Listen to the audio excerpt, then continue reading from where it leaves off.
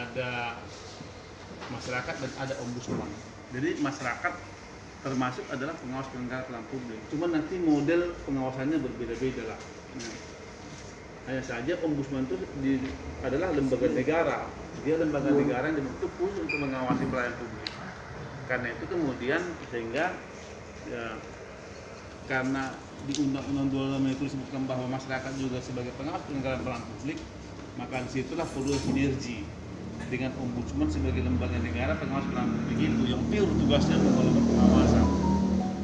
Nah karena itu saya pikir sejak awal dengan teman-teman di jaring ya, baik itu dengan Pak Tri di GBNN ya, dan juga masyarakat sipil lain, kita membangun sinergi ya, dengan berbagai bentuk dan cara. Ya misalnya ya, memang ya paling tidak kita bisa ketika kita bertemu dengan penyelenggaraan pelayanan publik yang tidak baik, kita bisa memproteksi diri kita ya dari penyelenggaraan pelayanan publik yang tidak baik itu. Atau misalnya setelah kita bisa kita advokasi keluarga kita, bisa kita advokasi masyarakat dan sebagainya. Itu tugas kita. Karena kita sebagai pengawas penyelenggara pelayanan publik, maka kita juga punya kewajiban untuk melakukan tugas itu. Maka teman-teman dari manapun, kapten, pelabuhan dan sebagainya, saya pikir ini pengawasan pelayanan publik itu harus kita pahami, ini bukan hanya tugas ombudsman, tapi juga tugas kita. Ya. Itu tugas kita semua. Caranya apa? Caranya nanti kalau masyarakat ketika ada menemukan itu, coba diingatkan, mana standar layanan kalian, mana apa kalian, misalnya di Distrik Capil atau di kantor camat, di desa, ya, mana standar layanan kalian, ya, itu harus ditanya.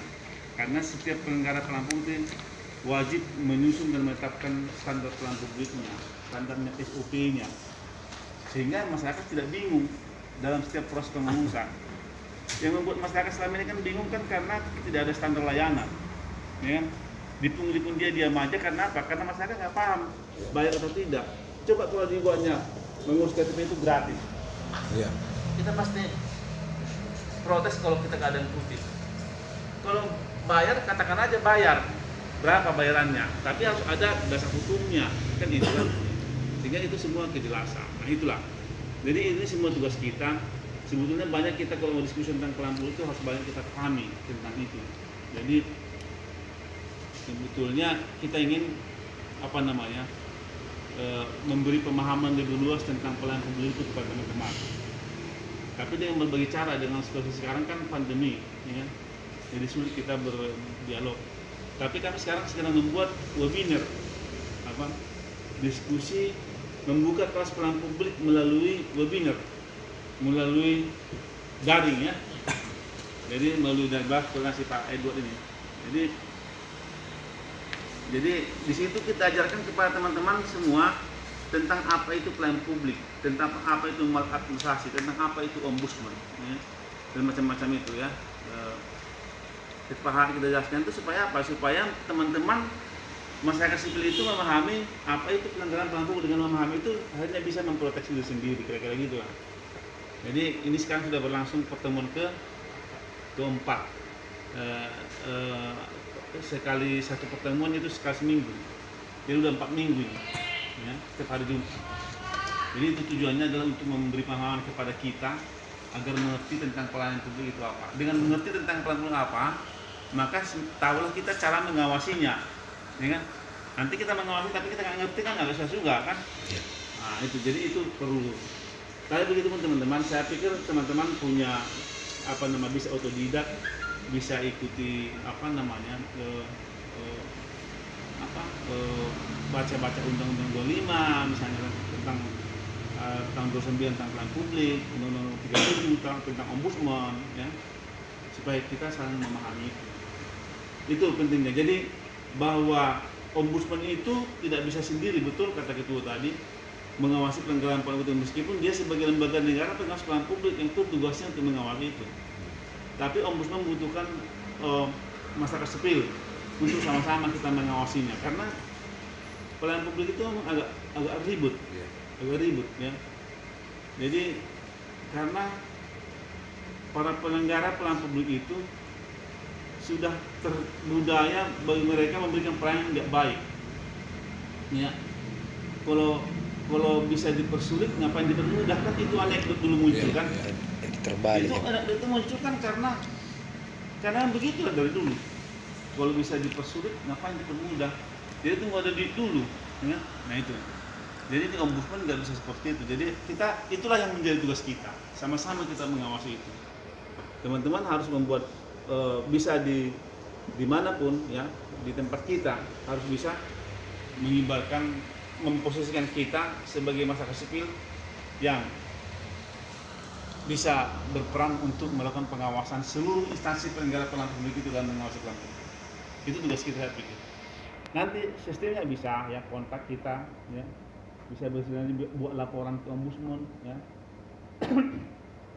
Ketika kita menemukan pelayanan publik yang baik, misalnya coba dulu sampaikan dulu kenapa begini ya, kenapa diminta uang, kenapa lama kali urusannya, kenapa apa, itu ditanyakan. Ketika tidak ada perubahan, silakan lapor ke ombudsman. Bisa melalui surat ya. Saran saya teman-teman, kan sebagai organisasi kan punya kop surat ya. Mainkan saja ketika kita ingin meminta klarifikasi kepada para penyelenggara pelayanan publik, suratnya aja. Misalnya ada sesuatu hal yang menurut teman-teman pelayanan buruk di instansi A, suratnya aja minta klarifikasi ya. Ya surat kalian itu tembuskan ke ombudsman ya, supaya kirim ke Medan kan, supaya juga saling mereka merasa terkontrol, mereka merasa bahwa ini GBNN ini juga bersinergi dengan ombudsman lembaga negara, kontrol sosial ya Pak ya.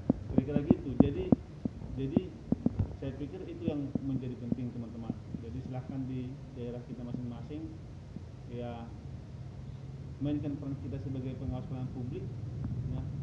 Karena penyelenggaraan pelayanan publik itu sekarang ini masih sangat buruk ya, di Sumatera Utara. Ada dua sebetulnya cara memandang pelayanan publik itu ya, baik dan tidak. Yang pertama misalnya memang melihat atributisasinya ya, bahwa setiap penyelenggara pelayanan publik itu wajib menyusun menetapkan standar pelayanan publik. Jadi misalnya gini, ada visi misinya, ada alur ya, ada maklumat, jenis layanannya, itu semua harus terpampang di ruang unit layanan, jenis layanannya, tarifnya harus terpampang di ruang layanan mereka itu. Ada ruang tunggunya. Ini ketika mereka ini sudah lengkap, ada sekitar 14 variabel itu ya, mereka lengkap. Ketika mereka itu sudah lengkap, itu baru tahap pertama. Ada misalnya soal standar waktu, standar biaya, itu sudah lengkap. Ketika sudah lengkap, baru yang kedua adalah melihat kualitasnya. Benar nggak? Misalnya, kalau mereka buat misalnya mengurus KTP itu gratis, benar nggak gratis? Jangan-jangan enggak, kan? Nah itu dia, itu kualitas. Ketika kita ingin mengukur, jadi melihat kualitasnya itu adalah melihat linearitas antara atributisasi dengan di lapangan. Benar enggak? Dilaksanakan enggak standar pelayanan publik yang terpampang itu dengan yang dilakukan sehari-hari di lapangan. Itulah kira-kira yang menurut saya yang perlu sementara yang ingin kita sampaikan ya kepada teman-teman. Sebagai pertanyaan pertama, saya berharap teman-teman GBNN di daerah ini bisa menjadi mata dan telinga ombudsman ya. Jadi, siapa? Ya, kita bersama-sama bersinergi mengawasi pelayanan publik. Karena ombudsman Sumatera Utara tidak bisa setiap hari kita tank, Iya. ke Labura, kemari, Asahan, ya, tidak bisa. Ya,